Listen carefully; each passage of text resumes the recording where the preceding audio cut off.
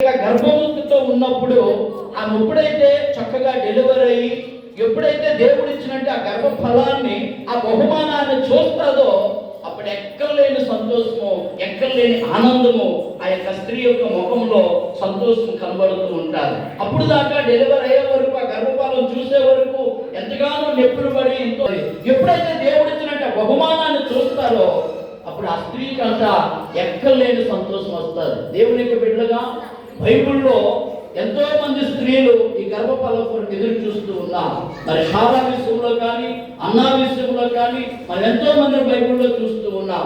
దేవుని యొక్క వాక్యంలో చూసినట్లయితే మొదటి సమూయేలు గ్రంథంలో 1వ అధ్యాయము 19వ వచనంలో మరి అన్న దేవుని సన్నిధిలో ఎంతగానో ప్రార్థన చేసింది. దేవుని కొరకు ప్రార్థన చేసింది అంటే కొరకే.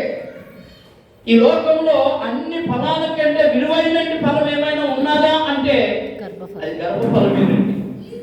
అది గర్భఫలమే. భూఫలము కంటే, వృక్ష ఫలము కంటే, జంతు ఫలము కంటే, అన్ని ఫలాల కంటే విలువైన ఫలము మరి చాలా బహుమానము విలువైన ఫలం ఉన్నదంటే అది దేవుడు ఇచ్చినట్టు గర్భఫలమేనండి. అందుకు దేవునికి బిడ్డగా మరి అన్న ఎంతగానో ప్రార్థన చేసినప్పుడు బైబిల్ వాక్యం చెప్తుంది. మొదటి సమూయేలు గ్రంథం 1వ అధ్యాయము 19వ వచనంలో అన్నాని దేవుడు జ్ఞాపకం చేసుకున్నారు అని బైబిల్ వాక్యం చెప్తుంది.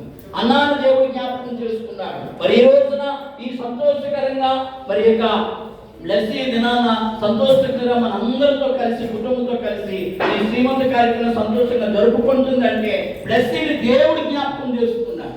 హల్లెలూయా. ఎవరు జ్ఞాపకం చేసుకున్నారంటే దేవుడు జ్ఞాపకం చేసుకున్నాడండి.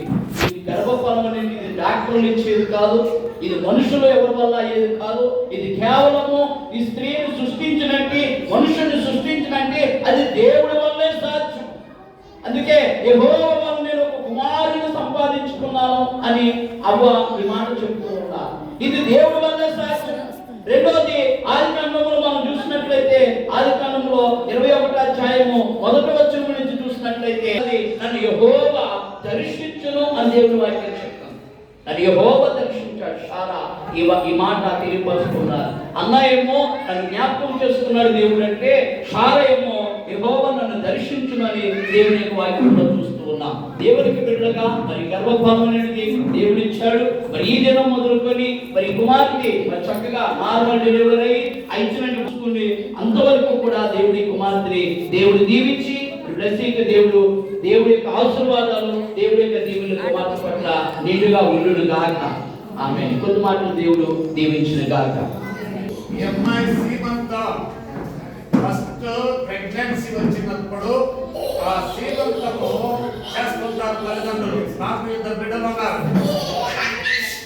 2 బిడ్డలు, ఒక కొడుకు, మరి 2 మనవరాండ్రు, మనవళ్ళు, 4 మనవరాండ్రు ఉన్నారు. వాళ్ళు జాగ్రత్తగా పెట్టారు. సీమంతం ఇది హైందవ కల్చర్లో ఉంది, అన్ని కల్చర్లో, క్రిస్టియన్స్ లో ఉంది, అందరిలో ఉంది. ఎందుకు సీమంతం దేవుడైన యెహోవా ఈ దినదినమున నీవు నిశ్చయంగా చచ్చదవు ఎప్పుడు వాళ్ళకు పనిష్మెంట్స్ ఇచ్చాడు దేవుడు. ఆదాముకి ఏమి ఇచ్చాడు? నువ్వు శ్రమ చేసి చెమటోడ్చి బ్రతికిస్తావన్నాడు. స్త్రీకి ఏమి ఇచ్చాడు? అమ్మకి వేదనతో పిల్లలను కందు. ఏమంటామా? వేదనతో పిల్లలను కందు. గర్భవేదనను హెచ్చించడను అంటే we cannot say about that life. మరణ వేదన గర్భం అంటే గర్భమును ధరించి అనేటప్పుడు స్త్రీ పడే మరణం దానికి ఏమైనా కాస్ట్తో సంబంధం ఉందా? మతంతో సంబంధం ఉందా? దేశంతో సంబంధం ఉందా? ఏమైనా ధనంతో సంబంధం ఉందా? ఎవ్రీ వుమన్, ప్రతి ఒక్క స్త్రీ ఆ మరణాన్ని రుచి చూచి తర్వాత బిడ్డ కలిగితే ఆ మరణాన్ని, ఆ బాధను, మరణ వేదనను మర్చిపోయి బిడ్డను చూసుకొని సంతోషం. అదండి, అంతే కదమ్మా?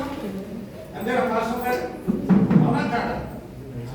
ఈరోజు శ్రీమంతం చేయడం శ్రీమంతం 4 కానుకలు అయిన తర్వాత చేస్తారా? శ్రీమంతం సహజంగా ఒకటే కాను. ఎందుకంటే ఫస్ట్ డెలివరీ కనుక ఆ అమ్మాయి ఎట్లుంటుందో పరిస్థితి నాకు సమయంలో. అందుకు గాజులు తెచ్చారు, ముత్తాయి కూడా. నెక్స్ట్ లైఫ్ ఏంటో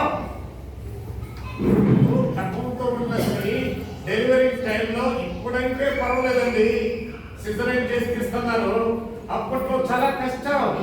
ఆ అమ్మాయి మరణ వేదన, మంత్రసాములే ఉండేవు. డాక్టర్ సార్ ఉన్నారు సార్ మనం చిన్నప్పుడు, మంత్రసాము ఊళ్ళో మంత్రసాలు వచ్చాయా. సో అందుకొరకు ఈ పూలు పండ్లు, ఇదిగో ఈ గాజులు, ఇంకా అన్ని తెచ్చారు. కారణం ఏంటంటే దేవుడు అమ్మ నువ్వు సంతోషంగా ఉండాలి, నీ లైఫ్ అంతా ఇలా ఉండాలి, కనేటప్పుడు కూడా ఈ విషయాన్ని మర్చిపో. This is the very important occasion in your life. నీ జీవితంలో చాలా ప్రాముఖ్యమైంది. మళ్ళా 35 లాగా పెళ్లి కూతురులాగా సిద్ధం చేశారు. కారణం ఏంటి? Great future. ఇంకొక 2 నెలల తర్వాత ఈ అమ్మాయి డెలివరీ అవుతుంది. డెలివరీలో ఎట్లా ఉంటుందో తెలియదు. మనము we can't say. చెప్పగలమా? అమ్మా బాగా జరగాలని మీ అందరి ఆశీర్వాదాలు బాగా జరగాలి. అది కాదు, మీరు వచ్చింది ఏంటంటే ఈ అమ్మాయి డెలివరీ సుఖంగా జరగాలని, మీ ఆశీర్వాదాలు కావాలని, దేవుడి కృప కావాలని ముఖ్యంగా. అందుకు సీమంతాన్ని పెట్టింది. వాళ్ళే తప్పుగా మనం కొంతమంది కల్చర్ ఏంటి అనుకుంటారు, కానీ దేవా అక్కడ గర్భాన్ని ఇచ్చినందుకు పొందనాలు. తర్వాత డెలివరీ టైంలో సుఖమైన కాంతునీయమైన ప్రార్థన చేస్తాం. అయిన తర్వాత కూడా దేవుడికి కృతజ్ఞత. సో దేవుడికి కృతజ్ఞతలు చెల్లిస్తున్నాం. బాబా నిజంగా మరి నమస్తలి కొరవులాగా ఉంటుందమ్మా. ఎప్పుడన్నా మనం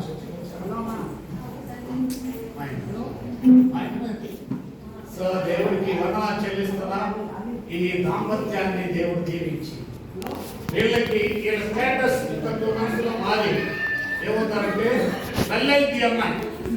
ఈ అమ్మాయి తల్లి అక్కడ ఉంది, ఈ అమ్మాయి తల్లి ఉంది. కొడుకునో కూతురునో